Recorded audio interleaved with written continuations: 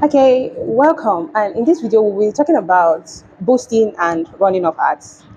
A lot of people come out and say, "Oh, I can just boost my ad. It's working for me. I get a lot of clients. I get a lot of sales. I make a lot of leads through boosting of my ads. It's also good. It's okay. It's okay. Different thing works for different folks, right? Yes.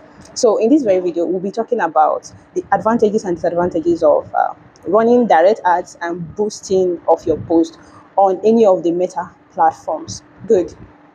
Now we start with boosting. What is boosting? When you make a post, you see under it, it will just write, there will be a blue button, especially on Facebook, they will just give you this blue button, boost. Now, Meta introduced that button to encourage people to run ads, to encourage people to create visibility for their profiles. If you notice, mostly that boost appears on Facebook profiles, not really on pages. When you go to your page, what you see is run ads, run ads. They will tell you run ads. But if it's on a profile, they will tell you to boost. Remember, you can't run an ad if you don't have a page. So a lot of persons don't know how to create a page and they don't know how to run ads. So Facebook thought of a way to make it easier for you. You know what? They just tell you, you know what? You don't have a page. You don't know how to run ads. No problem. Just boost your post.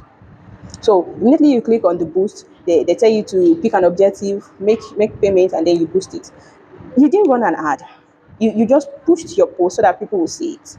Well, either ways, let's look at the advantages of boosting. Of course, it has its own advantages, and of course, it has its own disadvantages. Let's look at the advantages and the disadvantages. Now, boosting is very easy. That's the first thing. That is literally what attracts a lot of people. Boosting is very easy to do. You just click on it, bam, and there is it. They will push you, they will tell you what to do. They will literally direct you step by step, and you do it. Anyone can boost. Any any shout that picks up a phone that can handle a smartphone can literally boost their post. Now, quick visibility.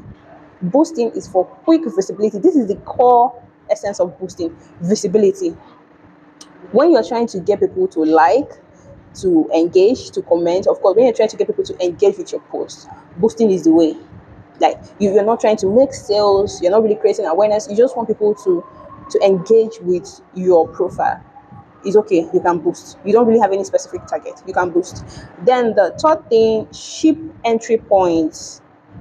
Boosting is quite cheap. When you're boosting, they give you that access to make payment as low as 1,000 naira. You see a lot of people come online and tell you, "Oh, I will teach you how to run ads with as low as 1,000 naira." They are literally teaching you how to boost your post. They are teaching you how to boost your post. It's crazy. You know, the social media is a loud environment, but you see people flooding into it, so everybody go into it. Now, these are the few advantages of boosting. Let's go to the disadvantages of boosting. Number one, no sales optimization. When you boost your post, you can't make sales. Boosting is not designed to get sales or leads. It is just for engagement. People will like, they will comment, they will share. That is it. You're not generating leads, you're not making sales.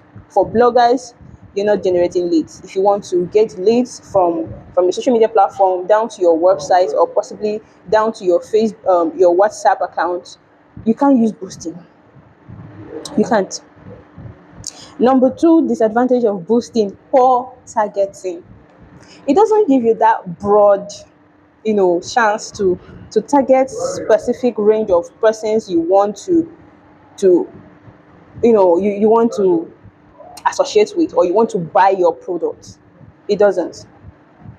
It's just like a straight way, a straight line movement. Why running of ads gives you so many channels? Do this, do that. You can track it anyhow you like. But boosting is a straight line movement. So it doesn't give you the opportunity to target a broad audience. It doesn't. And when you're doing boosting, it's hard to get a buying audience through boosting. Boosting will show it to everybody and anybody. No. When you are running ads, you have specific target audience. Don't forget about that. Now, the third disadvantage of boosting is no tracking. This is where Pixel comes in case you have a website. Even if you don't have a website, let's assume you are running it directly to your WhatsApp. You know, okay, I run an ad of 5,000 naira on daily target. Okay, we are showing this ad to about 10,000 persons in Nigeria, and 5,000 persons came to my DM to ask me how much is this. About that 5,000 persons, okay, 10,000 persons rather, I was able to sell to 2,000 persons. That is it. When you're running direct ads, you'll be able to track what you're doing. But when you're boosting, you can't track what you're doing. You won't. Because it doesn't even have a specific audience target. It's just showing it to everybody. So it's more of an avenue to waste money. It has its own advantages, of course, and it has disadvantages, of course. It's more of a money wasting avenue, no tracking. Then another thing, no retargeting. When you're running a direct ad, you have the opportunity to retarget it. If you think that, okay, this ad is not doing well, my audience are not the buying, I didn't select a good buying audience, you can go back to the ads and reset the audience targeting. You can't reset it. But in boosting, you can't do that. You can't do that.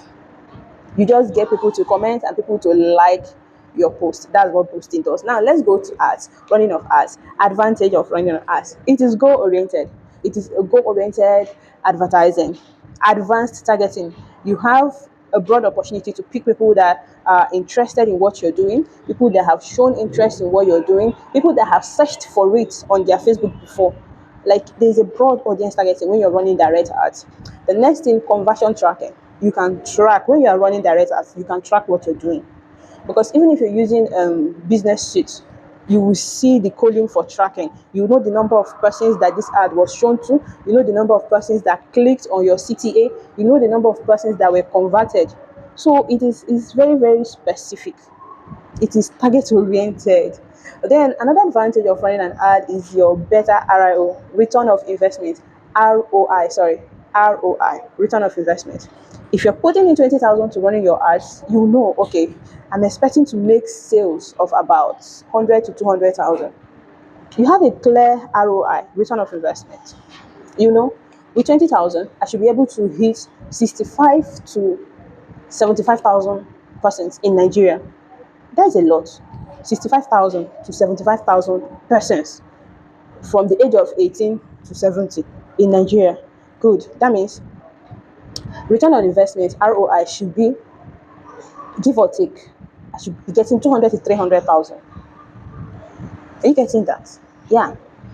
I hope you're understanding it. So, boosting and running of ads are two different things. If you know you just want people to engage with your post, you boost. If you know you have specific targets, you have an objective you want to achieve, either to generate leads to your website or to generate leads to get their information. In case of email marketing, you want to make sales, you want to pull traffic for bloggers, run ads, run sponsored ads. Just run ads. Now let's also look at the disadvantages of running ads. Of course, everything that has advantage has a disadvantage. It's just that one is better than the other. The learning curve. Like I said, learning how to run the ads. That's where the problem is, the learning curve. Then the setup time. Yeah, you need to sit and practice it. Once you've learned how to run ads, you need to sit down and practice how to do it, because you don't just do it once and you get it once. You need to sit down and practice it. You need to sit down and do it over and over again so that you can get it right. And a lot of persons are not willing to do it. That's where the problem is. A lot of persons are not willing to sit down and learn it at all. Okay, I see a lot of Nigerians, they are graphic designers, they are video editors, they do a lot of things. Do you know why? When they start something, when they get to where that skill is now demanding, they will leave it. They will move to another one. No skill is easy. None. All the digital skills, none of them is as easy as rice and beans. No. You need to sit down, practice it, and become a professional in it. I am a professional digital marketer. I am a certified digital marketer. Where what made me a digital marketer is the fact that I'm willing to sit down, spend hours, learn, and perfect that skill. This is what people are not willing to do. Set up time. The time to set up. That's just the disadvantage in learning how to run ads. That's the disadvantage in running of ads.